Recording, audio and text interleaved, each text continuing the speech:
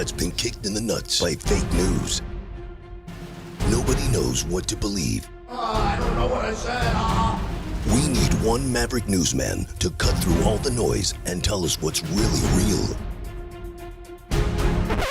I'm not that guy. Hello, welcome to Really Real with Richie Redding. I'm Really Real. I'd like to welcome both of you that are listening and watching back to the program, and thank you for both your support and your constant heckling. I really appreciate how you both tell me that you enjoy it while also telling me that it's a failure.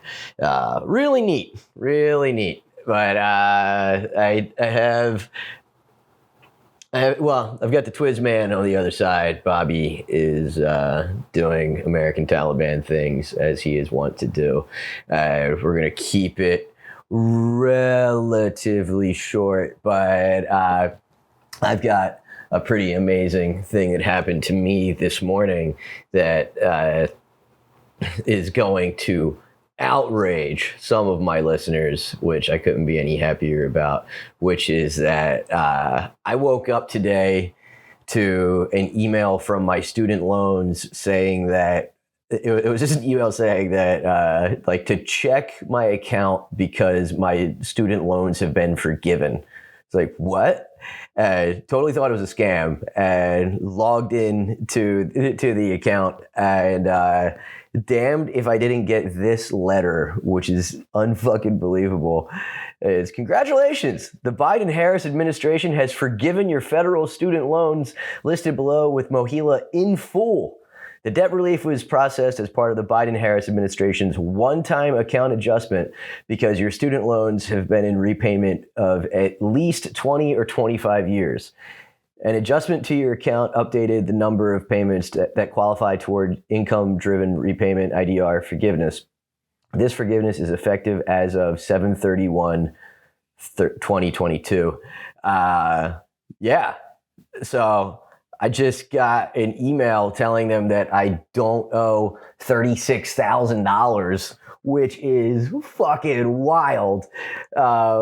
But what's even more amazing about it is that I think I only actually made payments on it for like 2 years because I just put it into it was like always in economic forbearance because it can always just claim being a broke bitch comic, and so that it's been adding interest. Like it started at like 24 grand and it went up 50% since I started repaying it by just tacking it on to the end. And somehow they have rewarded this behavior, which is just fucking phenomenal.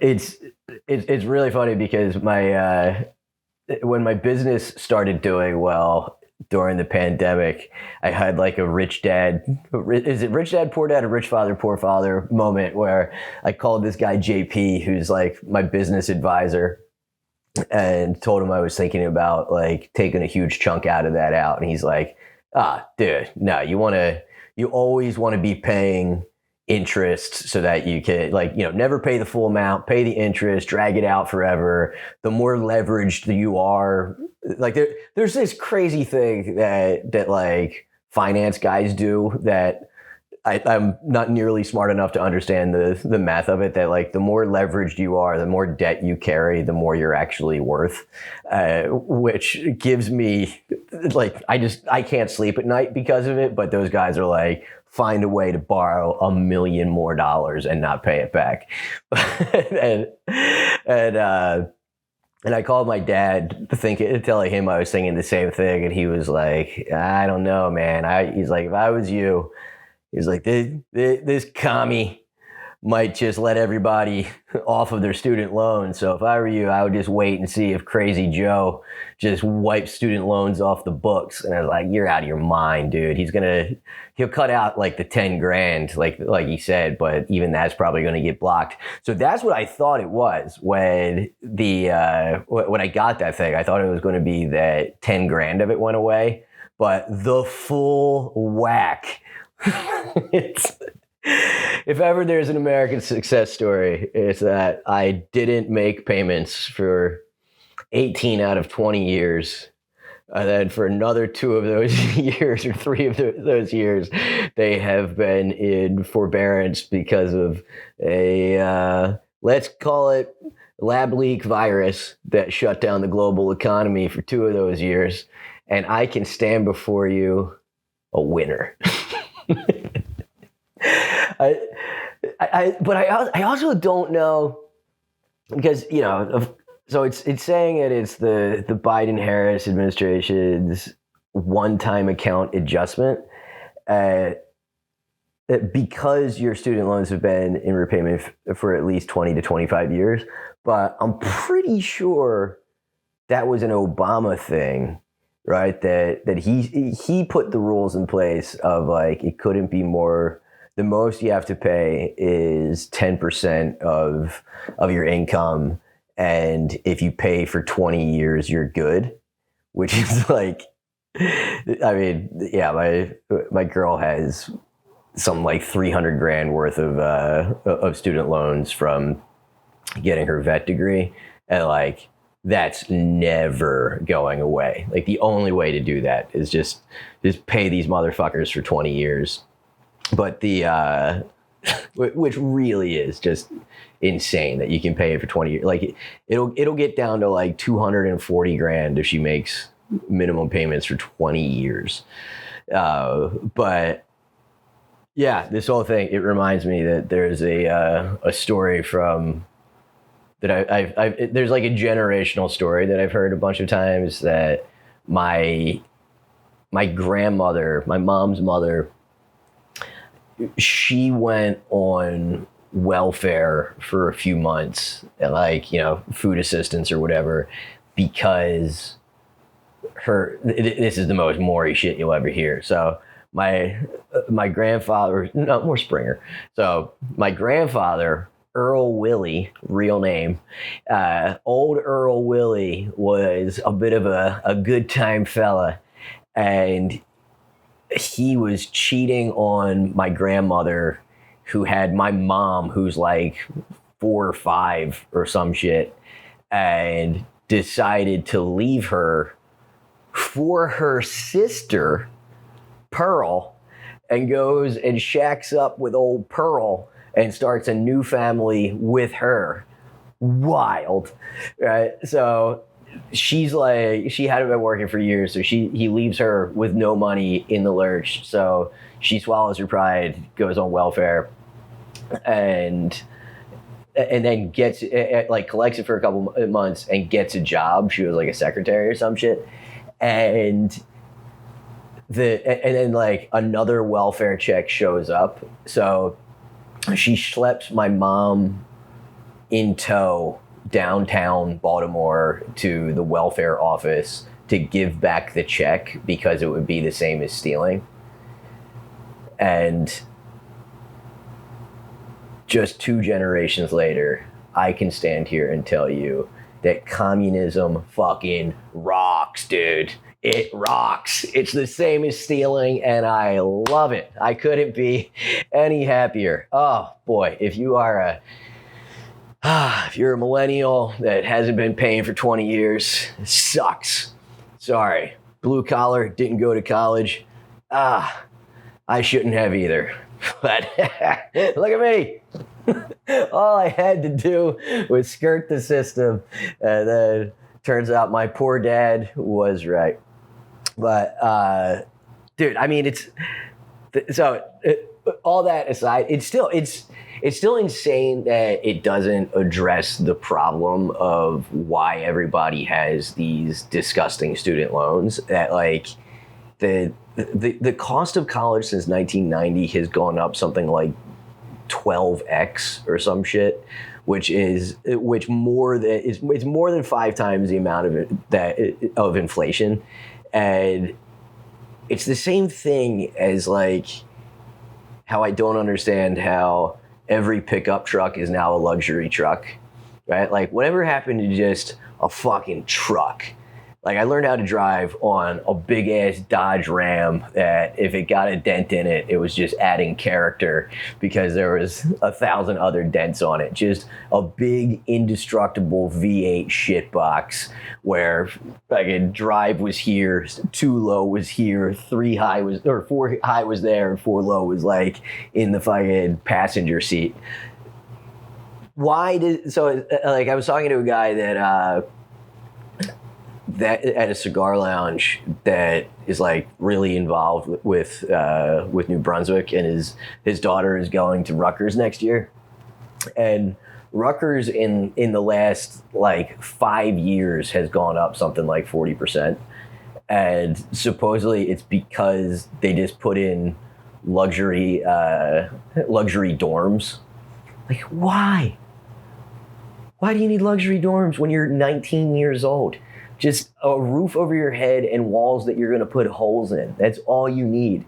You don't we didn't have, when I was in school, there was no fucking air conditioned. Like, I don't think I had central air anywhere. I didn't even have air, period, in the dorms. And now, like, everything's been retrofitted with the internet you need, obviously, but like everything's been retrofitted to be as luxurious as possible. What do you think parents of middle-class families would rather do? Have their kid have central air and marble tile, or maybe have something that they don't have to mortgage the house a second time to put each kid through college? Yeah, but like, it's also a big part of the a really big part of the bloat of colleges is because they all have these like, the DEI programs, and the majority of the two things that are leading, I've listened to a whole bunch of shit about it. It's the upgrading the facilities is actually a minor part of it, and it's mostly going to faculty, and the fastest growing sector of college faculty is DEI. So they're basically just doing all these fucking diversity hires to try to get more diversity into the, like, it's this like nonstop thing. It's like, you're diverse, let's hire you to make things more diverse. And then they just go around, they HRify everything, tell everybody that everything is racist until like the white kids hate their parents. And then they're trying to get more people in, but they're still pulling from the same group of Black and Latino kids that actually, that qualify. So they lower the standards, and then you wind up with a less rigorous academic program because the programming itself is racist. Like, it's unbelievable, dude. And it's the stuff that the like the Supreme Court might say that they did just say that it's discriminatory to have the race as part of admissions, but because of that, the Yale and Harvard and all the top schools that they're really looking at as like the metric of what's happening with elite schools, they are dropping out of the U.S. News and World Report stuff because they don't want to. So like so U.S. News is going to stop. Because of the Supreme Court ruling or whatever, they're going to stop using how diverse it is as part of their ranking. So their response to that is to drop out because they want to still be able to have, like, they've built themselves on this diversity pillar. So they'd rather not be a part of that system than to have to change this system that they built, which is like, okay, cool. That's all right. Until you get down to medicine, and it's like, wait a second, we're having diversity hires for surgeons? I don't know. I think I want my guy to earn that spot. And the thing that's the craziest about it is that the people that actually suffer the most are the Asian and Indian kids. Like, it's kind of framed as like, oh, they're not letting in white kids and because they're going to let in black or Latino kids. It's actually super stacked up against Asian kids because, like, in California, there was a buddy of mine, this was 20 years ago, that it was at Berkeley, you had to have like a 3.9 to get in as a normal student, but you had to have a 4.3 if you were Asian, because there was the quotas that they had to hit, and the Asian kids just went so hard in the paint that it made it impossible for them to get into schools, which is it's unbelievable. But yeah, I was thinking about that because we're doing the IVF stuff, and I am pretty sure. No, there is one that there's. I was going to say that I don't think there's a single non-Indian or Asian involved in us trying to Frankenstein a baby out of eggs and jizz. It's nothing but Indian ladies, but then there is some old Jewish lady that knocks Lisa out every month. That the only upshot of doing IVF for her is that she gets to take they call it a sedation vacation. Giving her fentanyl, just fucking, she's toast, dude, for like half an hour. But yeah, I can't imagine ever being so racist that you don't get to have foreign doctors. Whew. So any dentist? You know what kind of raging anti-Semite you would have to be to have a Catholic dentist? Ugh. I've been alive almost 45 years. A Catholic no Christian has ever gotten in his mouth. Jewish or Asian dentist only. There's got to be a mezuzah or a fucking koi pond out front. You want to go digging around. I'm not going to have some Catholic leaning over me, his cross is fucking teabagging me while he's trying to clean my molars. Beat it, Anthony. I'll get back to you when I want to fucking get a dent banged out of my fender. Catholic dentist. I beat it. Yeah, you see the problem, man. You got a little schmutz in your teeth there. Fuck out of here. Jews and Asians only. There's some people. That's always been something that I found fascinating. Of like how do certain ethnicities wind up with certain jobs? You know what I mean?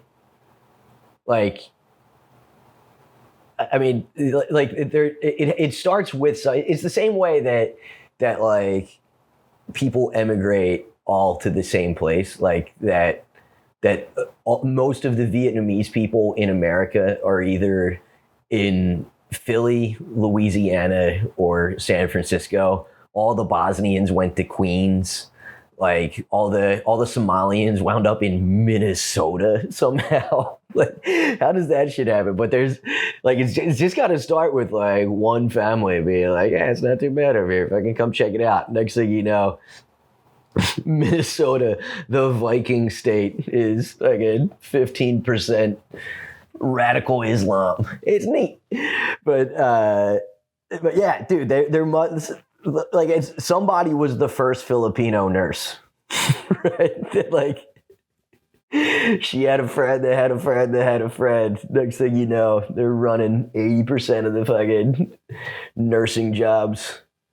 I guess Greeks probably wound up with the diners because they don't like. That's got to be a tax fraud, right? That's got to be why the Greeks aren't paying taxes, boys. They're not paying the taxes.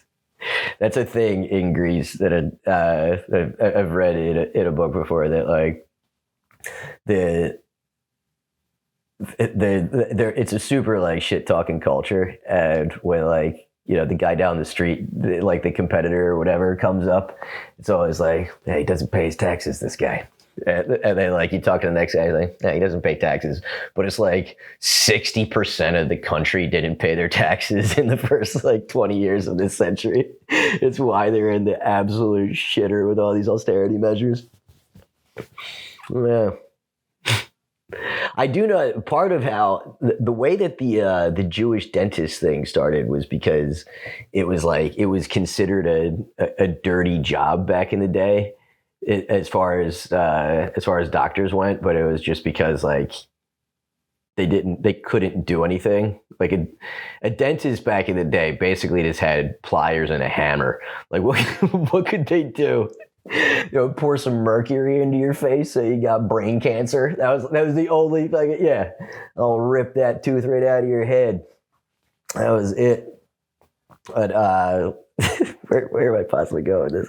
That reminded me of there's my parents used to live in Sweetwater, New Jersey, and to get there, it's in the middle of nowhere in this river community, and to get there there was hardly like any stores there, but there was this, it's just a one long ass road, and right next to each other in this tiny town leading to it, there was these two Italian farm stands. I mean, first of all, the whenever it's like a favorite thing of mine has always been the one Italian household in the neighborhood that you could like see from space with the amount of shit that they have on, like, yeah, just the lawn ornaments and all this shit, the big fucking statues and columns like on a trailer sized house. So it's two of them right down the street from each other, and I mean, like, they're next door basically, and they've got these little farm stands out front. And these guys were like I think they were early 80s when my parents first moved there. And like, you have to go and honk, and then like, you know, they eventually like putts out there, and it's the same thing with both of them. Like, you can see their gardens, like, you know, past the farm stand. And they never ever miss an opportunity to talk shit about the other guy. And it was always like, yeah, these tomatoes, these are the best tomatoes. This fucking guy, he gets his tomatoes from ShopRite. You don't want, you want the homegrown? You'll come here. Him? Nah, he buys all this stuff. Right? Always talk shit, which I loved, and I would get them riled up. I told the guy before, I was like, man, that's weird, because he said you buy your stuff from ShopRite. He's like, he said what? And one of them was Hansy. So my mom is like innocent and forgiving beyond rationality, and my dad watches her go and get stuff one time, and he comes back. He's like, "Bet that guy touched your ass." She's like, "No, he didn't. He just gave me a hug." He's like, "I watched him touch your ass."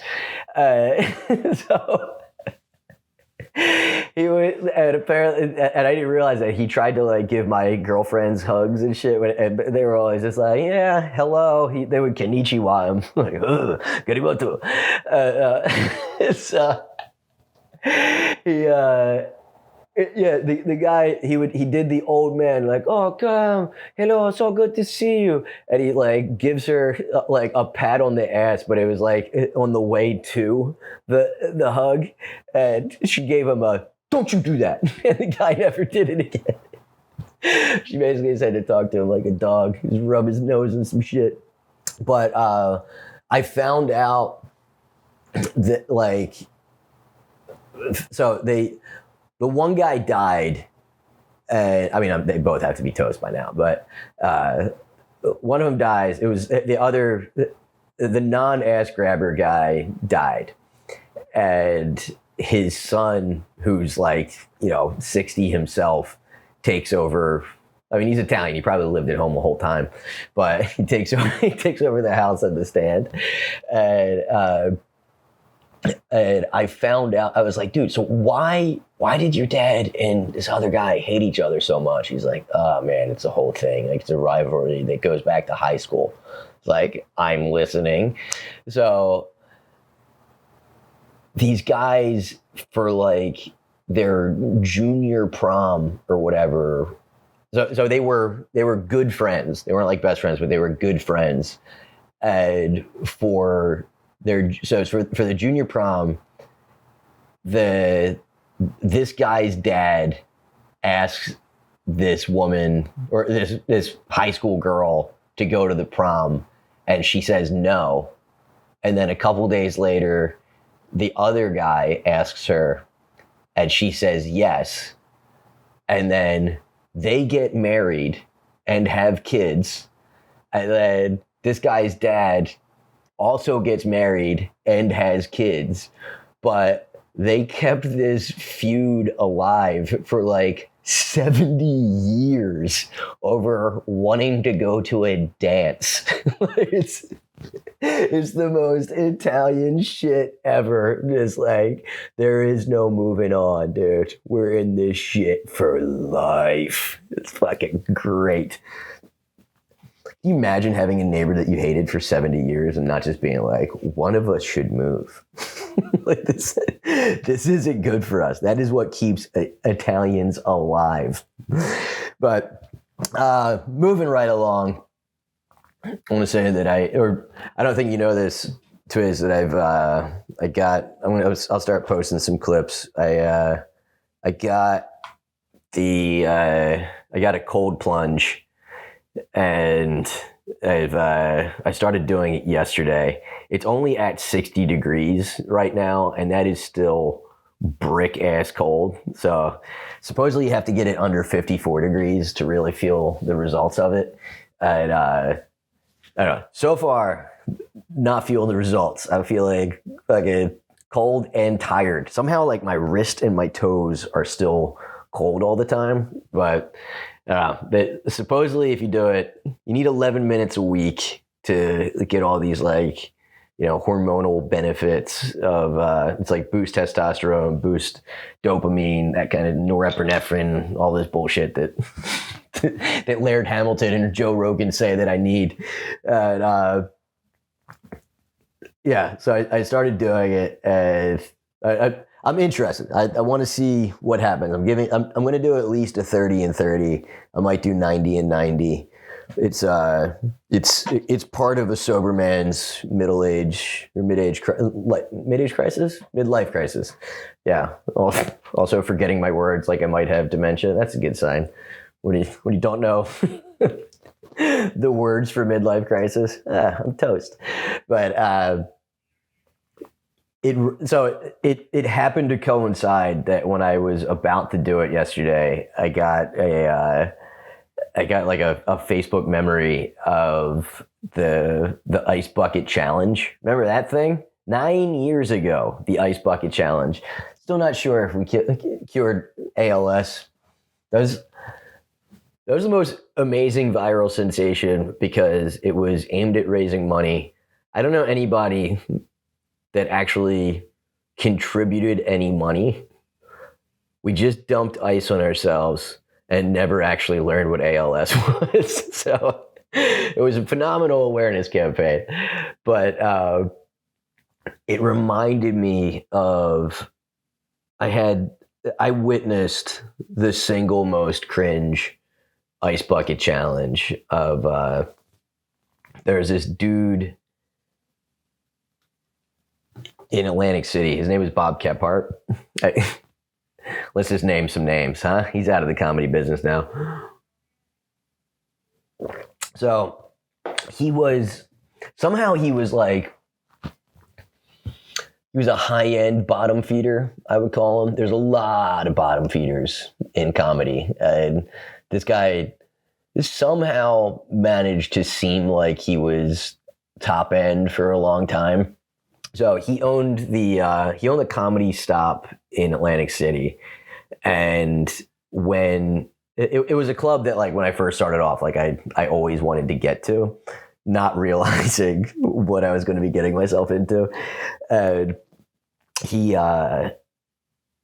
so at first it was like, I went to it once when I was a kid, and it was in the Trop, and it was it was set up like an improv. Like it was low ceilings. It was a brick wall. There's probably 200 people. It was a comedy club. It's what a comedy club is supposed to be. And when they renovated the Trop, they said that they put $10 million in the place. I can't imagine that's the case, but it was they put in probably like 30 to 40 foot high ceilings, which is the death of laughs, right? Because acoustics, you just lose all the acoustics. It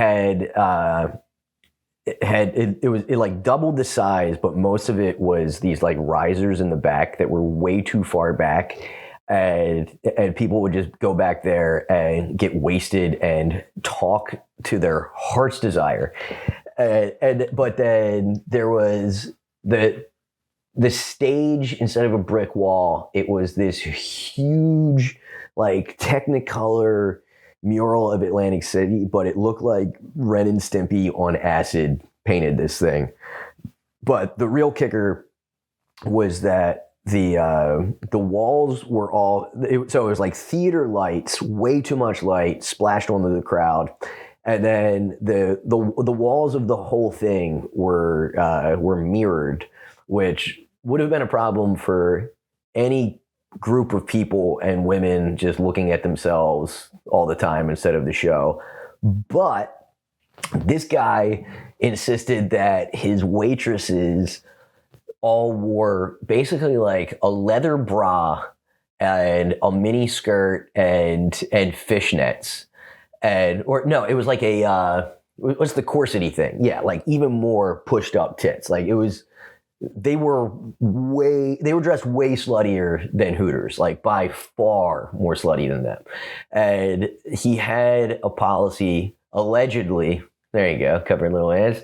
Allegedly, he had a policy that if a girl worked for him for 5 years, that he would personally cover them getting breast implants.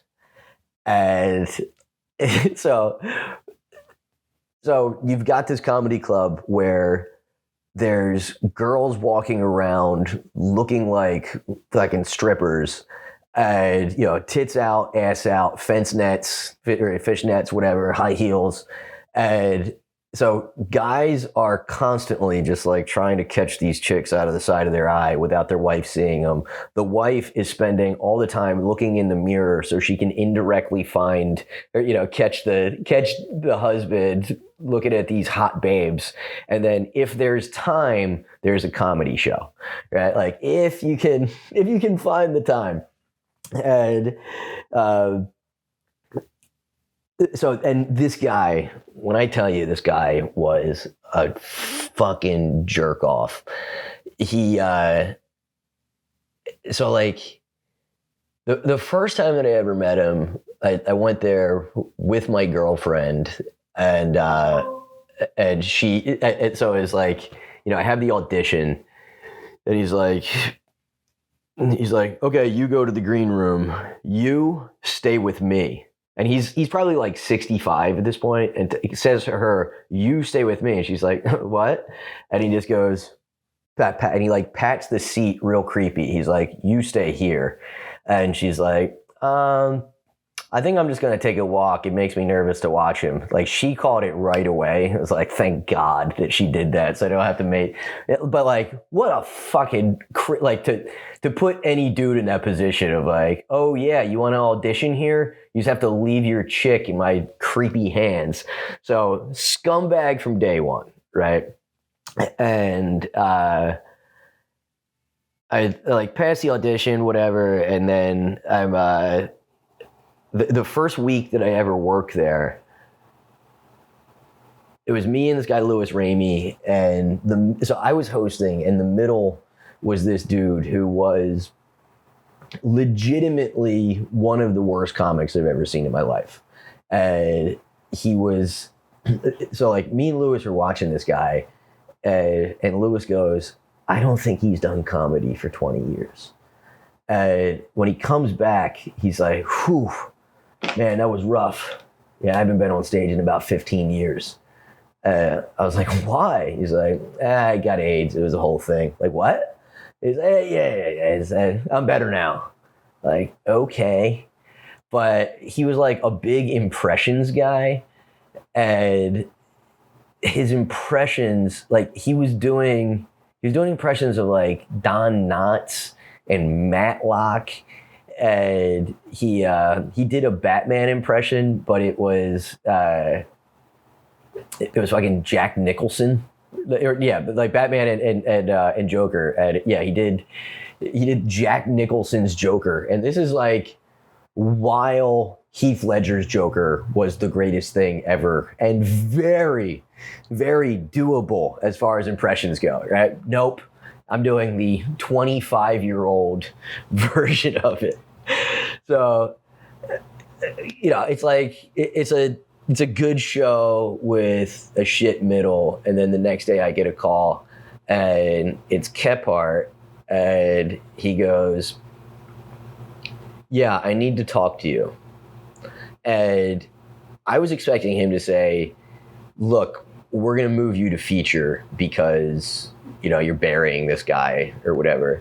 He goes, if you want to continue working here, you have to step it up. I was like, wait, what? He's like, if you want to make it all the way until Sunday, you need to make some serious changes. And I was like, to what? And he's like, your act. I was like, I don't understand. I was like, what's not working? Your act isn't working. If you want to stick around, change it. I was like, can you tell me in particular? He's like, that. Change it. And I hang up. I'm like, what the fuck? And I call Louis Ramey, and he's like, no. He meant to call the other guy. That's the only explanation for this. There's no way he meant you. He's like, call him back and make sure. So I call him back, and this dude doubles down. He's like, don't make this about somebody else. You need to own your mistakes. You need to change. And I was like, I mean, all right. And I get to the club, and he's not there. Well, he wasn't there the day before either. He had said that he had like watched the tapes or something. I started asking around. I was like, did you give me a bad review or something? And they're like, no, we said you did great. It's like I polled everybody, and I finally tell the manager that. He's like, yeah, he's probably just drunk and he was fucking with you. I was like, it was 10 a.m. He's like, yeah, he's probably just drunk and fucking with you. It's like, he does that? Like, okay. So I already just like hate this place, working, that I'm like new to working at. And I probably wound up being there like 6 or 7 times over the next few years. It was like every 6 months or something like that. And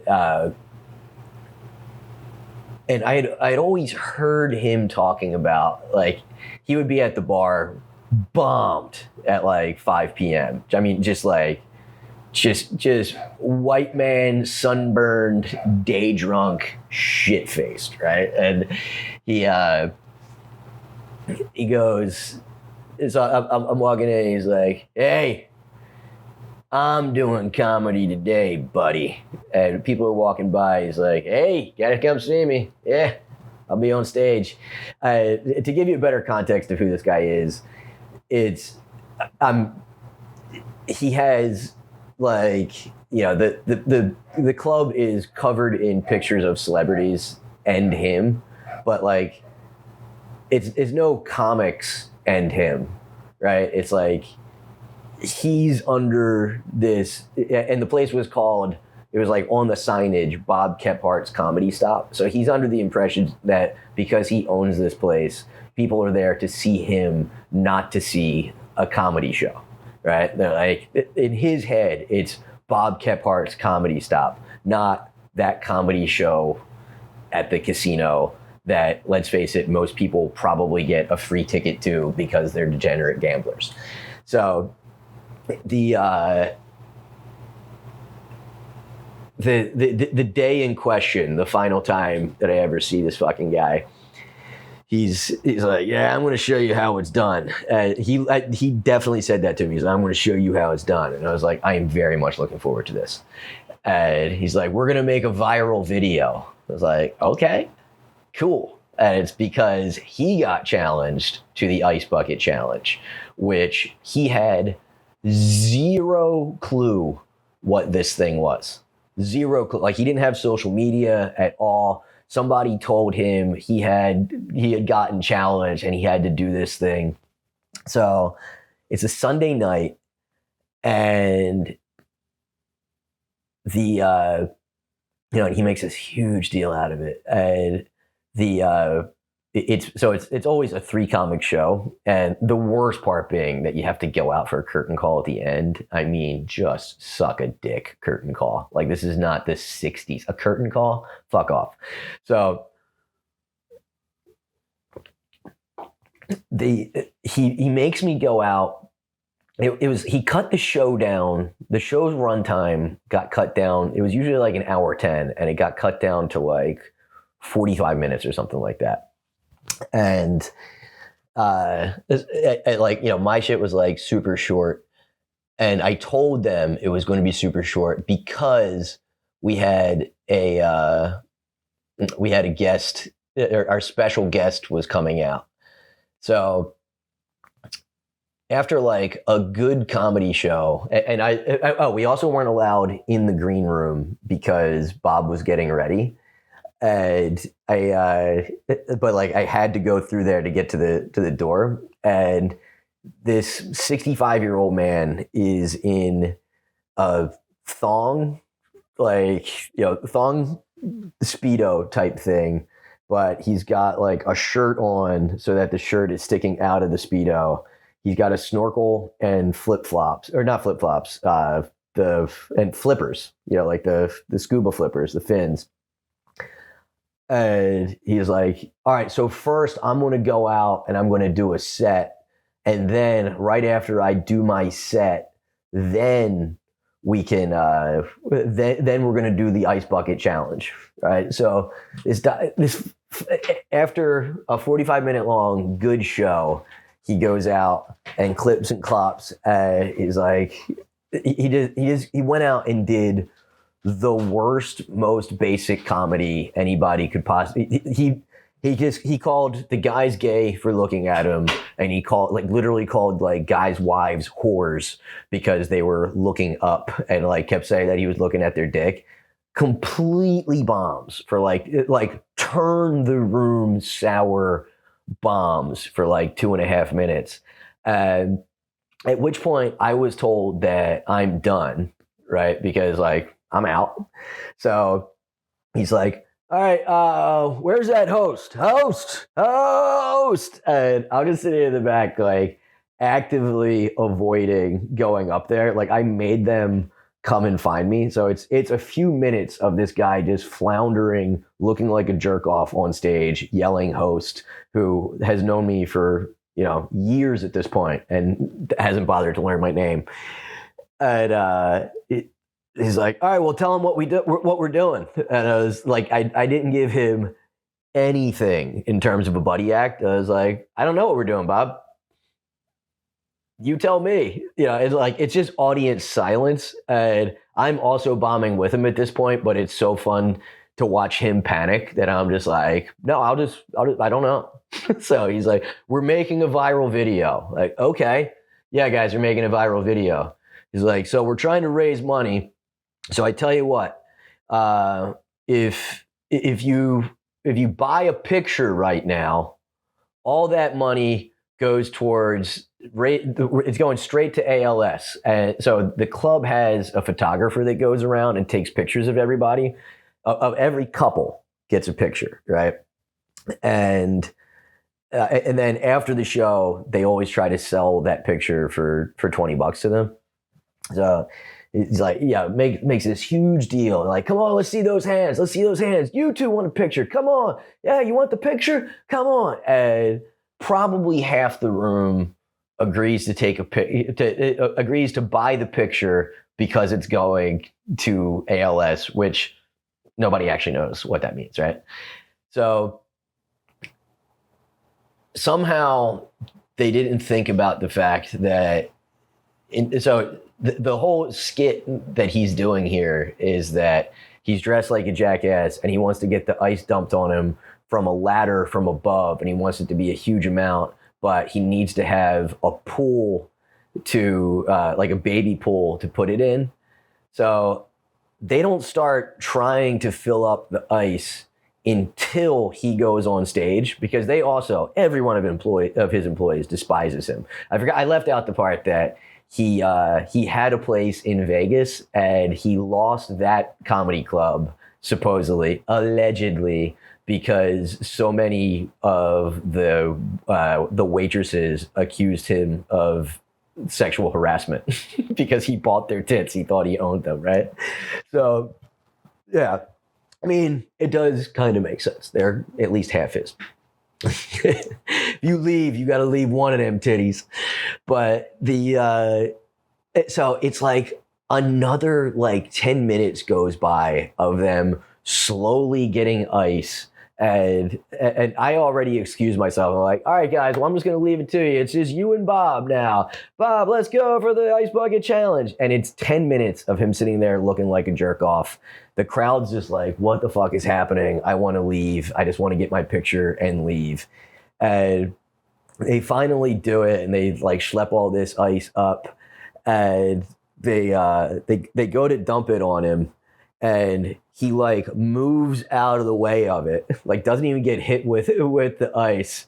And he's like, not like that, ladies and gentlemen, that's my viral video. What do you say? And I have to go back out. I was like, all right, give it up for this fucking asshole. I just hate this guy so very much, right? And like, yeah, I'm making eye contact with like the black dudes in the crowd and shit. I'm like, I'm sorry, bro. I don't fucking know. Like, I don't want to be here either. And so I go out and then curtain call. Right? So after this, at this point, 25 minutes of him just eating balls, doing nothing, then not getting hit with a bucket of water, he goes backstage. When I go backstage, he flip-flops out there, and everybody's like already like trying to head for the door, and he goes, all right, gentlemen, time for a curtain call.